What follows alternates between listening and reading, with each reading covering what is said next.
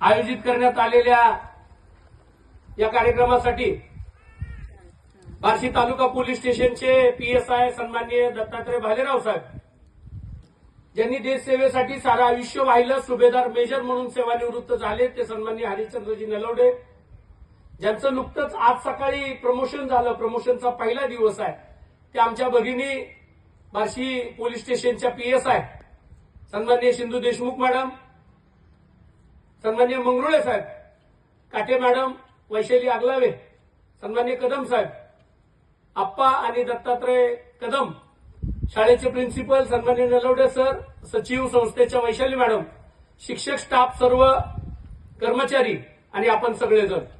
मित्रांनो, तुमचं मनापासून अभिनंदन.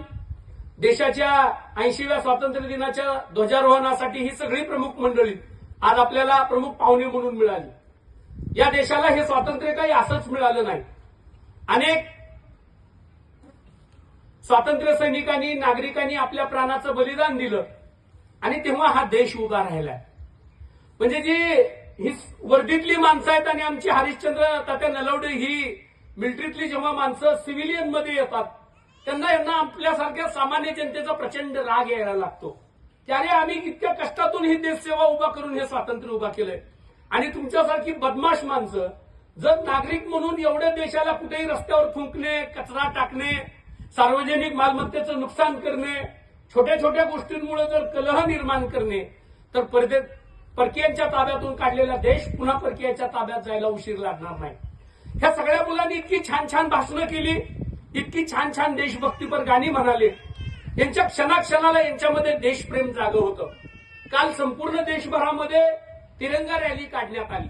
ही तिरंगा रॅली प्रत्येक माणसांमध्ये राष्ट्रप्रेम जागं व्हावं. तुझ्या संसारातून मंगरुळे साहेब थोडासा देश विसरायला लागलाय, म्हणून तुला तिरंग्याच्या रॅलीतून देशाची जाणीव व्हावी म्हणून अशा पद्धतीचे उपक्रम संपूर्ण देशभर राबवले जातात. मित्रांनो, राजकारण, प्रशासन ह्या गोष्टी सोडून नागरिकांमध्ये मला बऱ्याच वेळा बोलताना असं वाटतं की या देशांमधली, देशाबद्दलची आपुलकी आता लोकांमधली कमी व्हायला लागली. हे वास्तववाद आहे. म्हणजे एसटी स्टँडवरचा नळ लवकर तुटतो आणि देशमुख मॅडमच्या घरचा नळ कधी तुटत नाही. ग्रामपंचायतचा नळ लवकर तुटतो पण काटे मॅडमच्या घरचा नळ कधी तुटत नाही. याचं कारण असं की लोकांमध्ये हा देश माझा आहे ही भावना आता खूप कमी झाली आहे. आणि म्हणून या देशातल्या प्रत्येक नागरिकाला मी 80व्या स्वातंत्र्य दिनानिमित्त सोशल मीडियावरून काल सुद्धा आवाहन केलं होतं आणि आजही तुम्हाला सगळ्यांना विनंती करतोय की या देशात जन्माला आलाय तर तुला 2 वर्ष आर्मीमध्ये, मिलिटरीमध्ये नोकरी केली तर तुला सिव्हिलियनमध्ये येता येईल.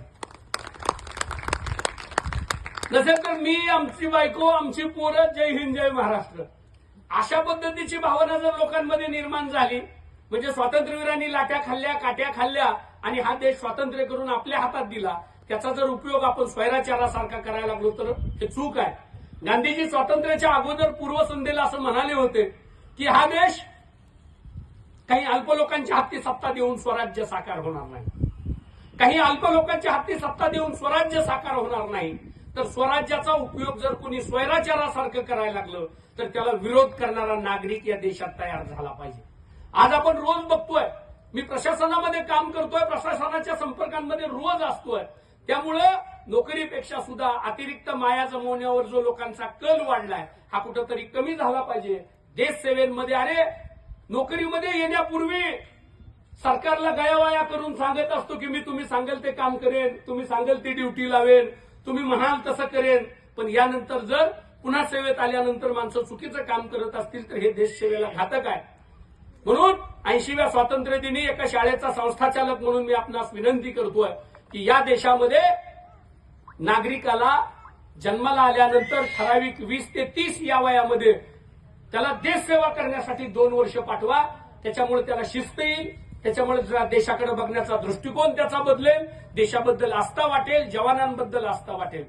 मित्रांनो, मी रेल्वेमधून नेहमी प्रवास करत असतो देशभर, तेव्हा जवान टॉयलेटच्या बाजूला असतो आणि एखादा गुरदुल्ला, दारुडा हा शीटवर असतो आणि तो जवान, त्या तुम्ही आयुष्यातली अनेक वर्ष अशी काढलेत, 3-3 दिवस केवळ सीट मिळालं नाही, आरक्षण मिळालं नाही, वरिष्ठांना वेळेत हजर व्हावं लागतं, रजा मिळाली नाही, तातडीनं गावाकडे निघावं लागतं. या एका गोष्टीमुळे त्या माणसाला 2-2 दिवस देशमुख मॅडम प्रवास हा रेल्वेत साध्या याच्यात करावा लागतो.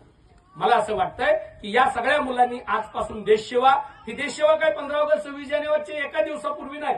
आमच्या अगलावे मॅडम खूप काम करत असताना महिलांमध्ये आज जरा धावत धावत त्या आल्या.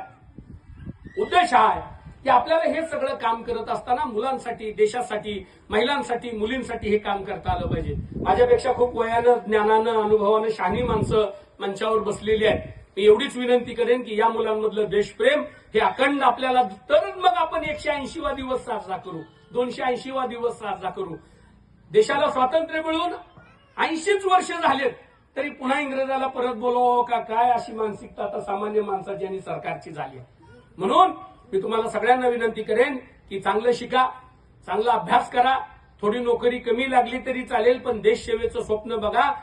सार्वजनिक मालमत्तेचं जतन, संवर्धन करायची जबाबदारी आपली आहे. जैवविविधतेचं रक्षण करण्याची जबाबदारी आपली आहे. एवढा संदेश मी आजच्या या स्वातंत्र्य दिनानिमित्त देईन आणि इथंच थांबेन. तुम्हा सगळ्यांना माझ्या मनापासूनच्या शुभेच्छा आणि त्या सगळ्या स्वातंत्र्यवीरांना, त्या काळातल्या सगळ्या ज्ञात अज्ञात स्वातंत्र्यवीरांना मी मनापासून नतमस्तक होतो आणि इथंच थांबतो. धन्यवाद. जय हिंद, जय भारत.